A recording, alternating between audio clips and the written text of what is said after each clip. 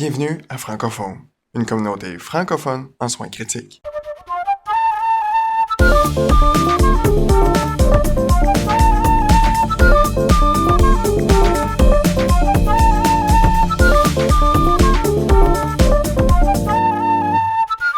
Bonjour tout le monde, vous êtes sur le Francophone avec Yann Ajmo. J'espère que vous allez bien. On est en plein dans la deuxième vague et justement par rapport à la deuxième vague, on a un sujet particulièrement intéressant mais un peu ardu aujourd'hui. On va essayer de vous faire ça le plus adéquatement et le plus facile possible. Dans les faits, le sujet que je veux vous parler aujourd'hui, c'est un mode de ventilation qui est assez méconnu, connu de certains initiés qu'on voudrait partager avec vous. Dans notre unité, on utilise ce mode-là depuis la fin de la première vague et tranquillement on s'habitue puis on voit les bénéfices. Fait que je voudrais vous parler de ce qu'on appelle l'APRV TCAV, Time Control Adaptive Ventilation. Naturellement, je l'ai dit, c'est ardu. On va avoir beaucoup de notes dans la balado. Le but est seulement de piquer votre curiosité. C'est pas un cours de ventilation. De toute façon, un cours de ventilation en podcast sans image, c'est assez difficile, mais il va y avoir, comme je l'ai dit, beaucoup de notes dans la balado pour pouvoir permettre de suivre ce qu'on essaie de vous expliquer. Alors, je suis avec Dr. Philippe Rolla, le chef des soins intensifs de l'hôpital Santa Cabrini, puis blogueur du Thinking Critical Care. Rebonjour, Philippe. Salut Yann, merci encore pour me revoir sur ton podcast. Toujours un plaisir, puis là, surtout que c'est un sujet que tu affectionnes tout particulièrement parce que clairement, c'est toi qui as amené ça dans notre unité, puis tu as poussé fort pour qu'on embarque. Ça a été un peu difficile au début, hein? Moi, en tout cas, je parle de mon expérience personnelle. C'est dur de désapprendre pour réapprendre, puis c'est un petit peu ça. Alors, je pense que la plupart des médecins qui font des soins intensifs connaissent le mode APRV. C'est pas le mode le plus populaire. Il y a eu une certaine popularité. Je me rappelle, moi, en début de pratique, là, milieu des années 2000, j'utilisais pas mal l'APRV dans nos cas d'ARDS. APRV, pour ceux qui connaissent peu, c'est Airway Pressure Release Ventilation. Puis en fait, essentiellement, c'est comme un VPC avec un ratio inversé. Alors, j'aimerais ça que tu m'expliques un peu, si on part de la définition de l'APRV, Philippe, c'est quoi l'APRV TCAV? Oui, alors, en effet, il y a une différence qui est un peu fondamentale dans l'APRV TCAV. Le TCAV étant, comme tu l'as dit, le Time Controlled Adaptive Ventilation, et c'est une stratégie de ventilation qui cherche à s'adapter à la compliance pulmonaire et à prévenir le dérecrutement.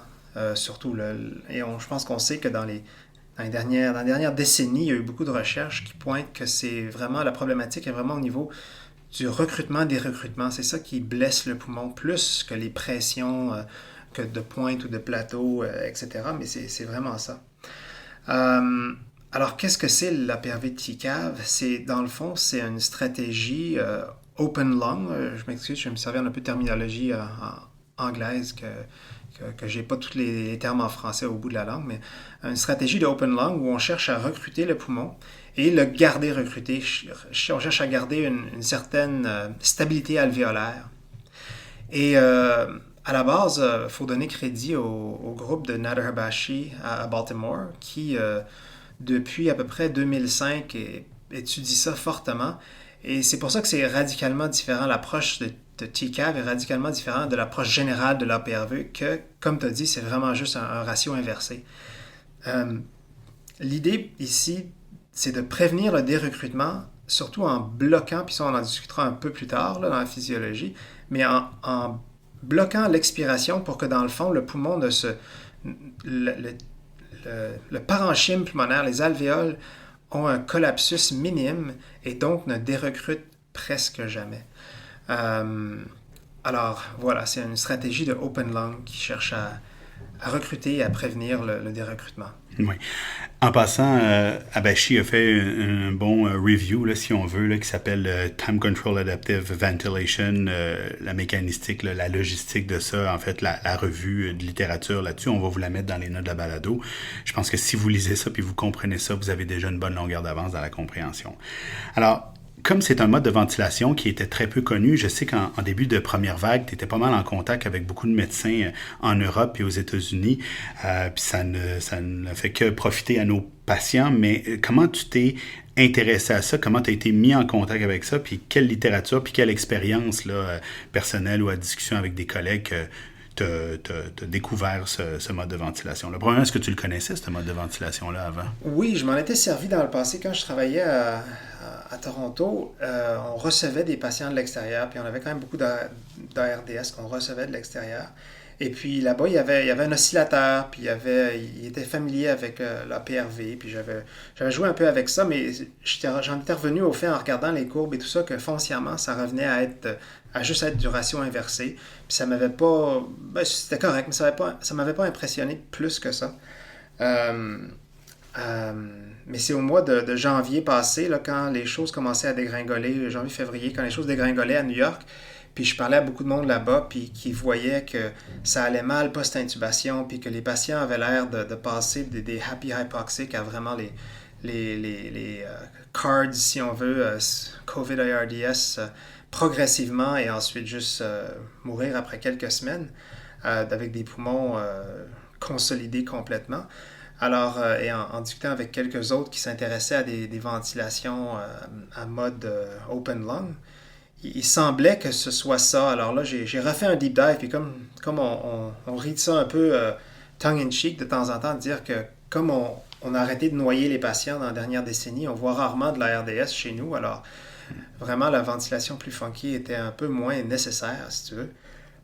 Mais là, ça valait le deep dive dans tout ça, puis de re-regarder toute la littérature. Puis dans le fond, ce que quelqu'un m'avait dit, je pense que c'était Rory Spiegel, qui m'avait juste fait décliquer sur ça, que une pathologie pulmonaire, que ce soit infectieux ou autre, nous affecte rarement un patient basé sur le poids du patient. Alors, où est la logique physiologique de baser... Parce que ce qu'on veut faire avec l'ARDS en général, c'est on veut juste ventiler ce qu'on appelle le baby lung, c'est-à-dire la partie du poumon qui n'est pas tout à fait consolidée, qui est encore utilisable, viable. Ben ça, elle est plus petite que le poumon normal, donc ils appellent ça le baby lung. Ben, comme on veut juste ventiler ce poumon-là, dans un certain sens, c'est pour ça qu'on a des petits low tidal volume. Le lung protective, finalement. On protège ce qui reste de viable. C'est un peu la logique derrière ça. De ARDSnet, mais si on y pense pour plus qu'une seconde, on se rend compte, puis on regarde des scans, on se rend compte que la taille de ce baby lung-là est aucunement proportionnelle au poids du patient.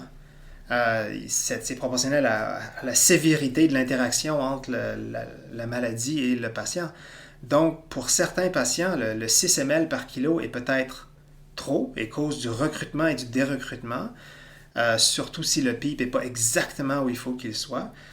Pour d'autres patients, qu'est-ce que c'est à 6 ml par kilo? Surtout quand la compliance est, disons, potentiellement préservée ou un peu haute, bien ça, à quoi ça va mener? Ça va être du dérecrutement parce que ce ne sera pas assez. Le mismatch, finalement, il n'est pas égal à chaque patient. Exact. Et on ne peut pas l'estimer. Si à la rigueur, on setait notre ARDSnet sur une surface d'air pulmonaire vue au scan, qu'on ferait 3 fois par jour, ben, peut-être que ça aurait du sens. Mais basé sur du poids, ça n'a aucun sens. Puis c'est sûr qu'il y en a déjà qui lèvent les sourcils et se disent « Oh mon Dieu, mais pourtant, ça a été prouvé. Ouais, » Mais si on regarde l'étude ARMA, ça a prouvé quoi? Ça a prouvé que 6 était mieux que 12. C'est tout. On ne peut pas dire... Et puis ça, c'est une moyenne de tous les patients. Ouais. Est-ce que le 6 a permis des recrutements à des patients qui ont mal été? Ça va être perdu dans le mélange de tout ça. Alors, en tout cas, c'est ces notions-là, quand je m'en suis plus rendu compte, qui m'ont dit, peut-être que pour cette maladie-là, on serait mieux en un mode open lung, et peut-être que ce PRV-TCAV-là a du bon sens. À la suite de ça, puis je dois avouer, dans le début de la vague, j'ai pas vraiment touché à ça, parce que c'était un peu... On était un peu occupés. Puis c'était un peu dur de faire ça, mais je pense que après une couple de semaines, j'en ai essayé un, puis je l'ai essayé sur un patient justement qui était à 100%, qui saturait à peine, là, à 85%, je me souviens encore, c'était un monsieur dans sa soixantaine qui était chez nous aux soins, là, puis on n'arrivait pas à le faire saturer, prone, sur le ventre, etc. Je l'ai mis en APRV et ça a pris quelques heures. Et après quelques heures, il est monté à 85 plus, puis le lendemain matin, il était rendu à 91, 92, puis la fin de la journée, en dedans du 24 heures du switch, il était rendu à 60%, puis il a coasté comme ça là, pendant plusieurs jours. Alors après celui-là, j'étais un peu plus encouragé, puis j'ai commencé à m'en servir plus, et puis comme tu le sais bien, rendu la fin de la vague, là, pour moi, c'était le mode de ventilation à préconiser, là, sans aucun... On l'utilisait pas mal en rescue au début, C'est puis ça. après ça, on a tranquillement shifté vers à l'initiation ou presque, hein, parce que des fois, c'était pas toujours nous qui les intubait, donc quand on les recevait aux soins, on y allait avec l'APRV. Bon, on va essayer de rentrer dans la physiologie. Comme je l'ai dit tantôt, ça sera peut-être pas toujours facile. Fait qu'au fond, je vais te poser des questions, tu vas essayer de m'expliquer ça. Je vais te poser les mêmes questions que je t'ai posées tout au long des derniers mois pour essayer de comprendre. Au fond, c'est un petit peu ça. Puis, comme je l'ai dit, si vous avez des questions, n'hésitez pas sur Twitter à nous les poser. On va essayer de vous répondre le mieux possible. Donc, à la base, la première chose qui m'a aidé à comprendre la PRV TCAV, c'était de dire que c'est un mode CPAP avec un release. Alors, explique-moi ça, qu'est-ce que ça veut dire un mode CPAP avec un release? Ouais, c'est Un ça. relâchement, en fait. Exact. C'est ça que j'essaie de dire à tout le monde. Si on veut comprendre la PRV, il faut presque effacer tout ce qu'il y a dans notre tête sur la ventilation. Parce que si on essaie de regarder les courbes et les settings d'APRV, puis en les corrélant à ce qu'on est habitué de faire en ventilation positive, que ce soit acidité contrôlée ou pression contrôlée, peu importe, ça va être beaucoup plus difficile. Puis finalement, ça va tergiverser dans la tête et puis finalement, on va revenir au fait qu'il faut juste tout oublier puis partir d'une ligne, c'est la ligne de CPAP. Puis de dire que de temps en temps, on relâche cette pression-là complètement, qui se fait un peu de mouvement, de ventilation en tant que tel. Et ensuite, on repressurise. Alors, parce qu'à travers tout ça, le patient, lui, peut respirer. Il peut respirer pendant que le ventilateur est en pression haute et pendant que le ventilateur est en pression basse, il peut respirer à travers tout ça. Alors, c'est comme, puis dans certains modes, il l'appelle aussi bi-level, là, ou comme APRV. Mais alors, c'est essentiellement ça. Il faut partir de la ligne de CPAP que le patient peut respirer autour et juste de temps en temps, pour aider un peu à la ventilation, on fait une relâche. Ayant dit ça, surtout au début, certains patients ne sont pas capables de respirer ou leur compliance est si basse que ça a peu d'efficacité. Donc, ces relâches-là, on les rend beaucoup plus serrés. Parce que dans l'APRV traditionnel, l'idée, c'était qu'il faut passer beaucoup de temps en pression haute. Donc, les temps hauts, ce qui détermine la fréquence respiratoire en majorité, sont assez longs, durée de 4-5 secondes ou plus. Et la pensée traditionnelle d'APRV, c'est que ça ne peut pas être beaucoup moins que ça, parce que sinon, ça ne marche pas. Mais en fait, les études du groupe de Habashi ont montré qu'on peut descendre facilement jusqu'à 2 et même 1,8 de temps haut. Et si on demeure dans un mode de TCAV, c'est-à-dire de limiter le dérecrutement, on peut quand même garder les bénéfices justement de recrutement. Quand tu dis le temps haut, peux-tu m'expliquer un peu ce que tu veux dire par le temps haut? OK. Alors, foncièrement, il y a 4 settings, si on veut, qui déterminent. On ne peut pas setter la fréquence directement. Alors, on ne set pas de volume directement. Ce qu'on set, c'est une pression haute, la pression, disons, de l'équivalent du CPAP. Là. Qui est un peu basé sur le plateau qu'on aurait si on fait un VAC, par exemple, ou un VPC. Si un peu basé là-dessus. Oui, ce serait le point de départ. Si on transitionne quelqu'un d'un acidité contrôlée ou d'un mode traditionnel au APRV TCAV, on partirait probablement la pression haute plus ou moins au plateau. C'est sûr que si on partirait plus bas que ça, on aurait potentiellement tendance à dérecruter si la pression de plateau était, disons, optimisée. Alors, il y a la pression haute. Il y a la pression basse, c'est-à-dire que la pression qui représente le release, dans le fond. Et dans le TCAV, c'est toujours une pression à zéro. Et ça si on en parle un peu plus, on verra que ce n'est pas nécessairement un PEEP à zéro, parce que le PEEP est un peu intrinsèque, mais de façon transitoire, il va avoir une pression zéro. Alors, on n'a pas besoin de se casser la tête à savoir où est-ce qu'on va la mettre, cette pression-là, c'est zéro. Ensuite, tu as ton temps haut, c'est-à-dire combien de temps tu passes en pression haute, et ton temps bas. Le temps haut, comme c'est le déterminant principal de la fréquence respiratoire, va dépendre un peu de la ventilation minute qui est nécessaire.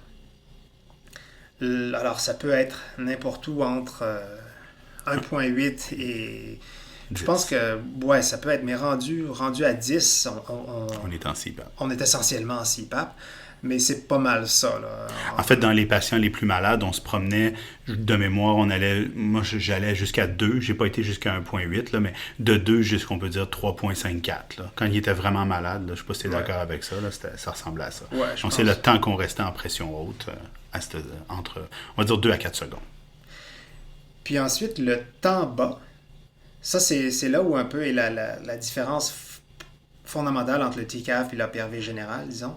C'est qu'on on veut interrompre l'expiration quand la vélocité d'expiration atteint le 75% de la valeur maximale qu'elle était. Ton peak expiratory flow, qui est le flow initial, quand ce flow-là baisse à 75% de la valeur initiale, c'est là qu'on veut couper l'inspiration. Alors, ça fait des temps bas très, très courts.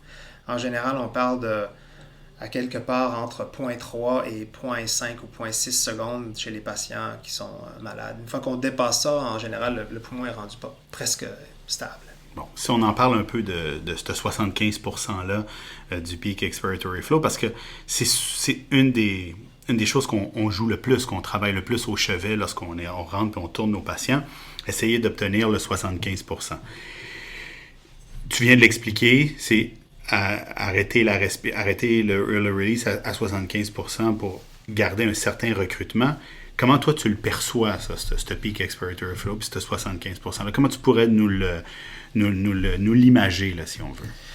Ben ça, c'est une des affaires avec justement l'APRV TCAV, c'est qu'il faut devenir très, très, très familier avec les courbes de ventilation qui sont sur l'écran. Là. Ça, c'est absolument pas un mode là, qu'on peut avoir un patron qui parle avec un résident ou quelque chose comme ça, puis il écrit là, sur le dossier là, de ventiler à XX, là, je sais pas, là, 6 ml par kilo avec telle fréquence, telle ci, puis faire un gaz. Non, il faut être au chevet.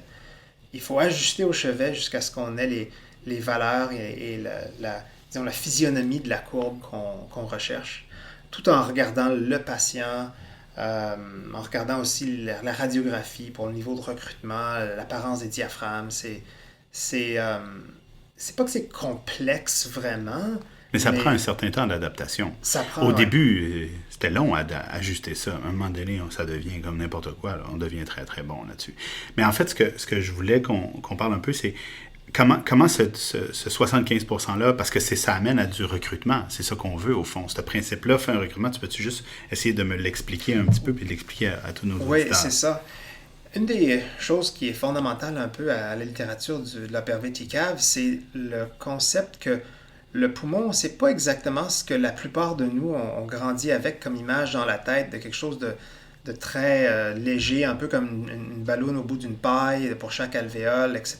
Puis que les choses bougent vite. Il y a une certaine viscoélasticité au poumon qui fait que quand on commence l'expiration, quand on commence la relâche, mais ça prend un certain temps à ce que le premier air qui est released, si on veut, c'est surtout l'air qui est dans les bronches et dans l'espace mort, si on veut. Parce que ça, il n'y a à peu près pas de résistance à la sortie du tout. Et dans le fond, ils ont fait dans les études du groupe de Baltimore, avec ça, je pense au début, ça a été basé sur des études animales, mais à regarder que s'ils bloquaient l'expiration, le release à 75% versus 50 ou 25%, les alvéoles, en fait, perdaient très peu de volume. Alors, il y aurait très peu de dérecrutement des alvéoles si on reste autour de ce 75%-là. Dans le fond, on ne fait que sortir l'air qui est dans les espaces morts sans vraiment affecter l'air alvéolaire trop. Et comme ça, à la prochaine inspiration, on n'a pas des alvéoles qui se sont collapsées et qu'on doit maintenant re-recruter, réouvrir, parce que dans le fond, c'est l'atelectroma, l'ouverture et la fermeture des alvéoles qui continuent à perpétuer l'état inflammatoire et les blessures pulmonaires. Puis si on ajoute à ça la perte du surfactant, ça nous aide à éviter que ces alvéoles-là collapsent encore plus à chaque expiration. Parce qu'au fond, c'est un peu ça qu'on fait. On met du PEEP. Oublions le APRV TCAV, quand on ventile en volume ou en pression, on met du PEEP pour éviter de perdre ça. Et là, dans ce contexte-là, c'est notre 75% qui évite de perdre ça. Mais là, même le mode CPAP, lui, vient faire du recrutement au bout de la ligne après. Donc, on gagne, je ne peux pas le dire à l'inspi et à l'expi, là, mais dans tout le cycle respiratoire, on est en recrutement constant, ou presque. Exact. Quand on est en pression haute, donc tout notre temps haut, on est en recrutement et on ne fait que relâcher un peu avec une ligne, un stop point plus ou moins avant le dérecrutement. C'est sûr qu'il n'y a rien qui est parfait, là, mais de ce qu'on puisse voir dans les études Ils l'avaient fait avec du 10%, du 25%, ouais, tout ça, puis je pense qu'ils trouvaient que le 75%, j'aime pas la notion du one size fit all, mais à un moment donné aussi, il faut bien qu'on statue que le 75% semble être le meilleur compromis acceptable. Là. Oui, mais ce qui est intéressant là-dedans, c'est que justement, c'est pas one size fits all, parce que ton peak expiratory flow rate sur lequel tu vas calculer ton 75%, lui, il va varier directement avec la compliance de ton poumon. Oui. Pas avec quelque chose d'imaginé. Ça change dans le temps. Ça change. Alors, disons qu'on a un poumon très, très, très malade. C'est un poumon très stiff. La compliance est très basse. Et là, on lui met une pression là, de, peu importe, disons 30. Quand on fait la relâche, et c'est ça aussi qui est très intéressant dans le RVT-CAV, c'est qu'en se servant d'une pression low de 0, la courbe de relâche, jusqu'à ce que tu la bloques, c'est vraiment une fenêtre dans le poumon. Ça te dit comment va ton poumon. Ton peak expiratory flow rate est proportionnel à ton élastance ou inversement proportionnel à ta compliance. Ouais. Donc, ça, c'est la compliance de ce poumon-là que tu es en train de traiter. Là. Pas la compliance moyenne de tous les RDS de la planète qui ont été mis dans un randomized control trial, mais du poumon là, qui est en avant de toi. Alors, quand ce poumon-là s'améliore, quand tu le recrutes, la compliance s'améliore. Ton peak expiratory flow va baisser. Alors, disons que tu vas passer pour être grossier, là, de 100 à 50. Mais là, tu vas être obligé d'ajuster ton T-bas pour avoir ton 75% maintenant de ton 50. Oui, parce que ta compliance est améliorée, puis ton élastance a diminué aussi. Donc là, ton poumon est comme plus facile à ventiler. Fait que ton release ne va pas se faire de la même manière qu'au début de ta maladie, par exemple. Exact. On va arrêter là à ce niveau-là parce que là, c'est facile de s'embarquer puis d'aller loin, puis je veux que les gens continuent à nous suivre. Là. J'aimerais ça faire le lien un peu avec le temps pour le recrutement, justement, là, ce qui est le plus important à comprendre là, pour le temps pour le recrutement. Puis je pense que pour le recrutement, on va essayer de vous mettre un petit vidéo là, dans les notes de la balado. Fait que parle-moi donc un petit peu le temps pour le recrutement dans un contexte de stabilité alvéolaire. Là. C'est ça. Alors, je pense que tout le monde qui s'est penché là-dessus a vu ou sensibilisé aux manœuvres de recrutement là, des 30 secondes à un 30 de pipe ou 40 à 40 ou quelque chose comme ça. Puis tout ça marche, ça oxygène. Mais il n'y a jamais rien qui a montré que ça a aidé à la longue. Pourquoi? Parce qu'on ne reste pas là-dessus, puis ensuite on dérecrute. Mais physiologiquement, ça marche. Là. Ça finit par ouvrir des alvéoles puis à aider l'oxygénation et tout ça. Alors, il y a un concept que le recrutement se passe sur, justement, le temps. Alors, si on a un pic qui est assez haut, oui, on recrute et on prévient un certain dérecrutement. Mais quand on rajoute, si on a un poumon très stiff puis on rajoute la pression, que ce soit via volume ou pression, par-dessus ça pour avoir une inspiration, ben là, on va aller recruter un peu plus, mais à l'expiration, on va dérecruter. Alors, il y a pas mal de recrutement qui peut potentiellement se passer à ce niveau-là. Alors, sans compter que ce shearing-là des alvéoles peut empirer tout le release inflammatoire, augmenter la RDS, la RDS extrapulmonaire, là, je veux dire, là, puis amener le multiple organ failure qu'on a vu sans arrêt là, en COVID. Oh oui, absolument. Si on deep dive là-dedans, vraiment, dans le recrutement pulmonaire, puis tous les médiateurs inflammatoires qui en ressortent, il y a des études de PET scan variés qui regardent tous les endroits de shear stress, là, des stress risers. C'est quand même impressionnant là, que c'est probablement ça, l'engin en arrière, ou en tout cas une partie de l'engin en arrière de ce qu'on voit là, dans le multiple organ failure. Moi, c'est ce que j'aime dans la PRV-TCAV quand j'ai lu ce que j'avais à lire là-dessus, c'est qu'on dirait qu'on réduit un peu tout ce genre de stress-là, tu sais, un pas en avant, deux pas en arrière, un pas en avant, deux pas en arrière. Puis pour toute la cascade inflammatoire qu'on sait, en plus en COVID, elle est très, très élevée. Ce qui, moi, m'a marqué le plus lorsqu'on a commencé à le faire, c'est tout le travail que ça prend. C'est ce qu'on appelle du labor intensive, là, puis pas juste pour les docs, là, pour les inalos, là, pas qu'ils le comprennent pas, mais de bien c'est quand même eux les gardiens du ventilateur, donc d'être capable de bien l'adapter, bien le gérer, de voir les patients respirer. C'est comme bizarre un peu, je trouve, les voir. Là, on est habitué, je le vois plus, mais les premières fois que je voyais les patients respirer, on voyait le release qui tombait comme ça. C'était comme pas facile là, à s'habituer à faire ça. Alors, comment tu approcherais ça si par exemple il y a des collègues là, qui nous écoutent et qui veulent essayer ça, voir ça, il faut quand même faire un gros travail de marketing, si on veut, à toutes nos équipes médico-nursing et inhalothérapeutes. Oui, absolument. Mais je pense que ça a été c'est le challenge principal de la PRV. Puis je pense que c'est pour ça que c'est très peu utilisé de façon à travers le monde, là, si on veut. Je pense que c'est quelques centres, par exemple le centre à Baltimore, là, qui ont vraiment embarqué. Il faut embarquer, il faut que toute l'équipe médicale embarque, puis les inalos embarquent, puis qu'au moins les infirmières soient familières avec ça. Parce que sinon, les points de transition sont dangereux. Parce que si quelqu'un ne sait pas comment troubleshooter, par exemple, le gaz de quelqu'un qui est sur APRV, comment ajuster le temps haut pour augmenter la fréquence ou en tout cas toutes ces petites choses-là, le réflexe normal va être de transitionner à un mode qu'on connaît. On est à l'aise. Et c'est pas équivalent. On ne peut pas passer, si on a un APRV TCAV, un PO à 30, et puis on passe à une pression contrôle avec une pression haute à 30 puis un PIP à 15. Puis on était, disons, à 50% de FiO2 en APRV TCAV.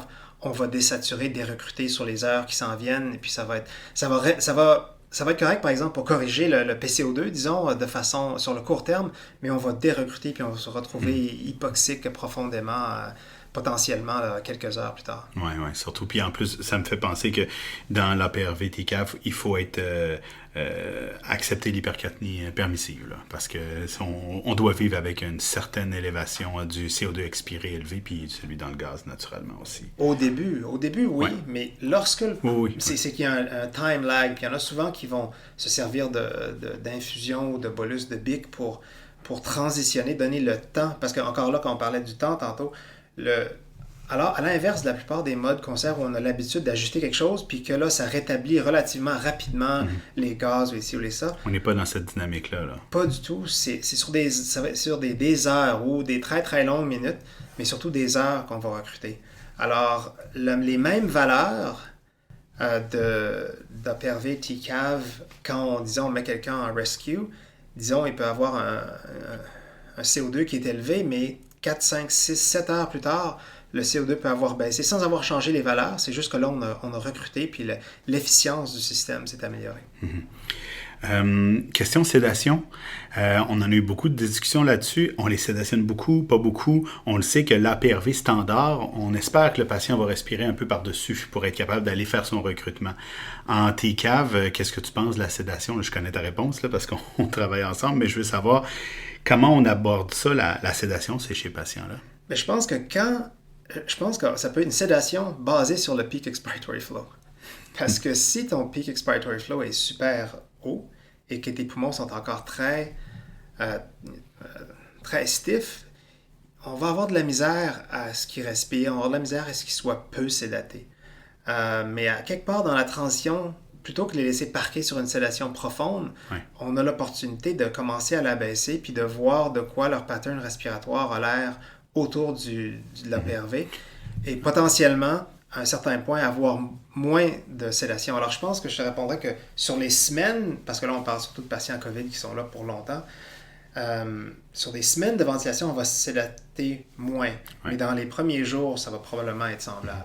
Tout à fait. On dirait que c'est vrai qu'on le voyait qu'avec nos patients en AST contrôlée ou en pression contrôlée, ils étaient intubés pour 10, 12, 14, 15, 20 jours avec beaucoup de sédation, ce qui venait nuire aux patients. Effectivement, quand on les a fait en APRV, au début, je pense que ça en prend beaucoup parce que le patient est dans son pic de la maladie, mais puis surtout qu'on attendait avant de les intuber aussi. Donc, quand on les intubait, c'était après de l'Optiflow puis du BiPAP. Puis là, on arrivait à la ventilation.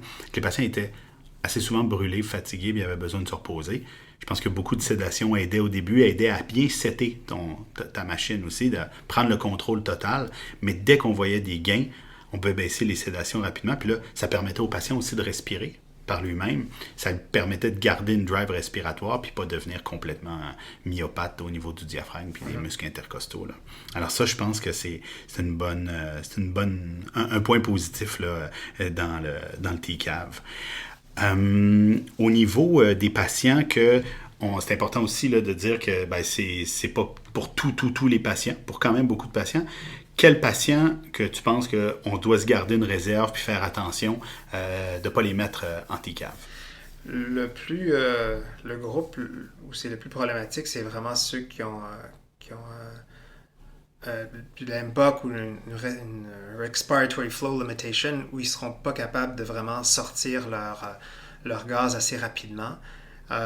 Et donc, on va avoir de la misère à suffire au niveau de la ventilation là, et le CO2 et l'acidose. Non, nos gros bronchospastiques, là, ouais. Les asthmatiques sévères ou les MPOC très sévères ou juste ceux qui font une réaction bronchospastique sévère. Oui, on en a eu une couple et puis ça, en général, je m'en souviens de deux, je pense que j'ai cassé pendant la mis en VPC et donné magnésium intraveineux, Solumédrol, kétamine IV, pour tout avoir l'aspect bronchodilatateur possible et ensuite être capable de les remettre en APRV le lendemain ou quelque chose comme ça. Mais ça va arriver, il va y avoir des cas où on sera juste pas capable. Là. C'est sûr.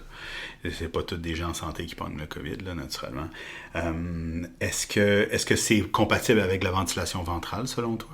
Oui, on absolument, en a eu. Absolument, oui.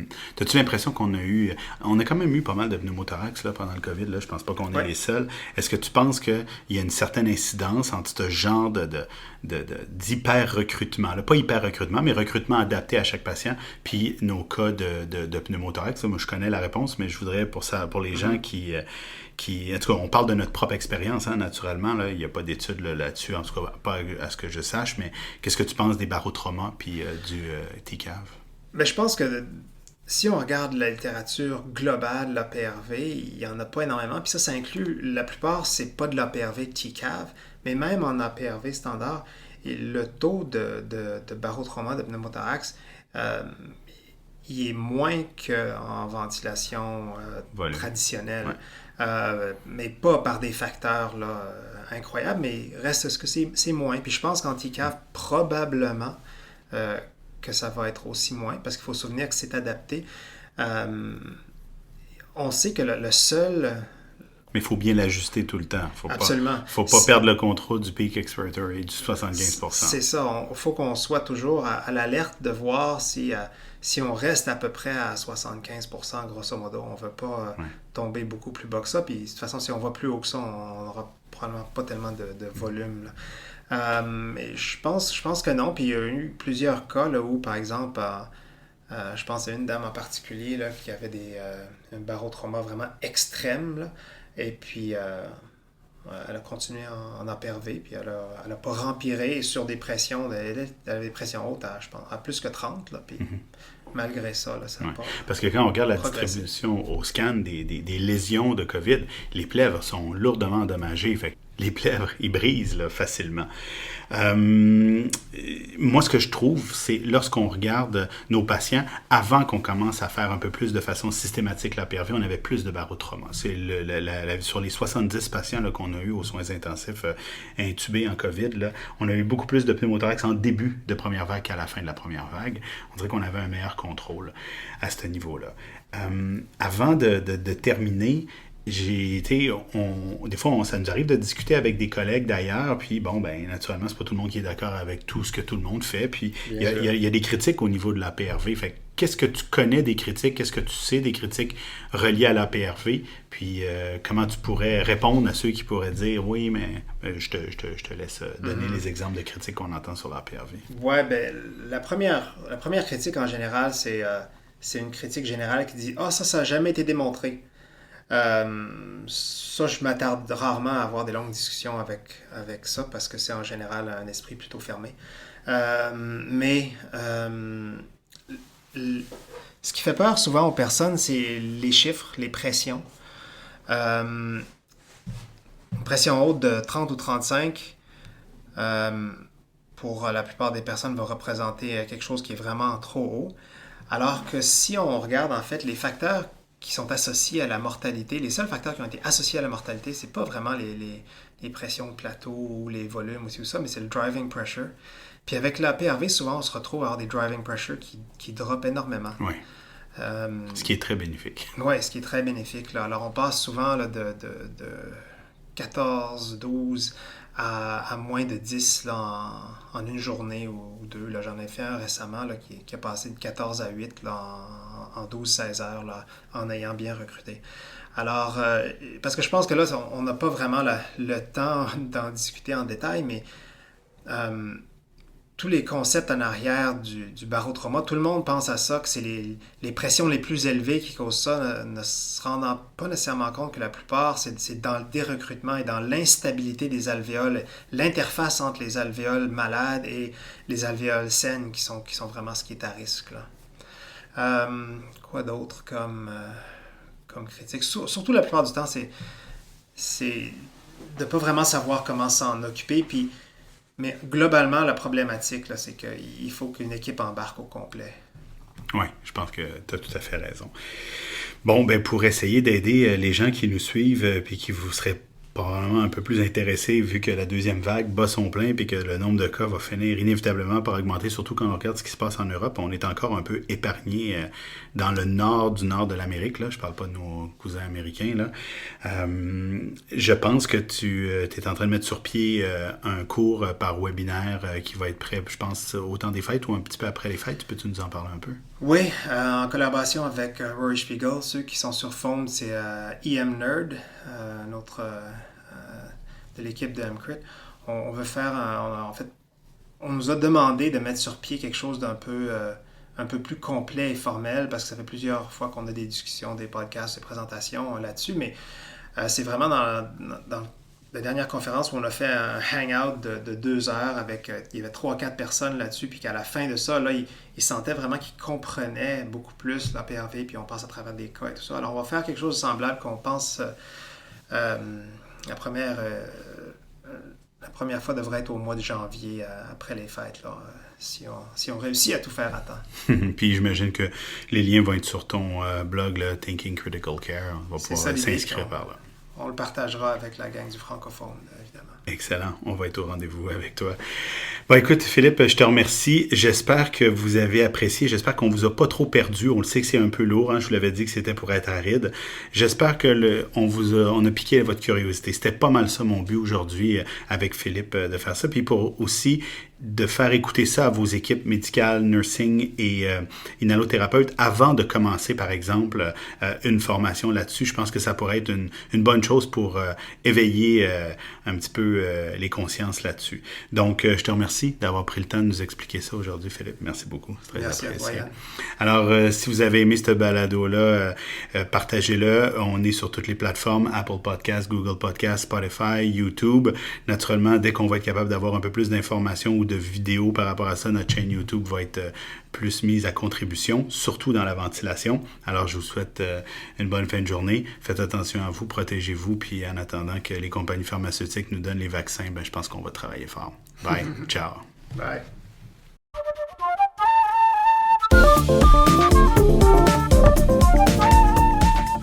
L'information contenue dans cette balado-diffusion est de nature informative seulement et ne remplace aucunement le jugement ou l'avis d'un professionnel.